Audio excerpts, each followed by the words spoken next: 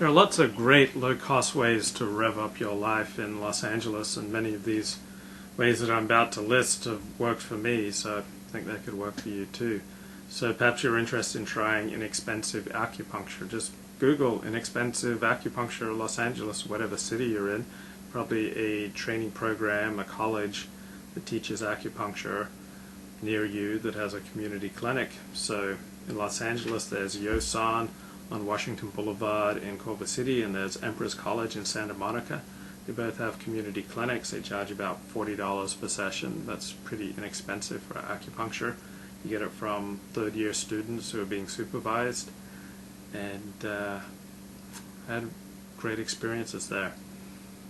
I remember I was going to acupuncture and had an acupuncturist say you really need to get into some sort of physical program within your limits of your chronic fatigue syndrome, so check out Tai Chi or do something like that. And around that time I got into Alexander Technique and have since devoted my life to Alexander Technique. But my path to transforming my life with Alexander Technique began in like the spring of 2008 with going back to acupuncture, but unable to afford much.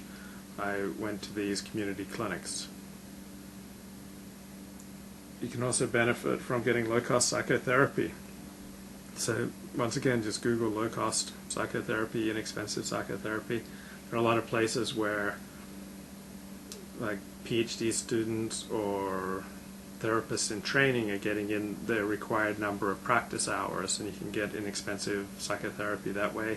Sometimes there are even like free clinics for, say, cognitive behavioral therapy, where you can go and get an hour with a skilled cognitive behavioral trained therapist and you can work through some problems. Then there are also all these great 12-step recovery groups in Los Angeles. It seems like everywhere you go people are in recovery. So perhaps you want to recover from sex addiction. There's Sexaholics Anonymous. Now this tends to have strong religious overtones. It pushes there should be no sex outside of marriage, no masturbation. It's overwhelmingly men who go to this. You'll find some Orthodox Jews there.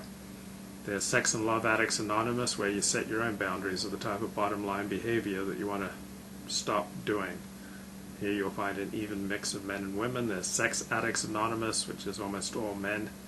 There's Sexual Compulsives Anonymous, which is all men. There's CODA, Codependence Anonymous, which is an even mix of men and women. There's Love Addicts Anonymous, which I think tends to be a little more women than men. So anyway, go to a 12-step program. They're free, and it's a great way to like press reset on your life and start again in a healthier way.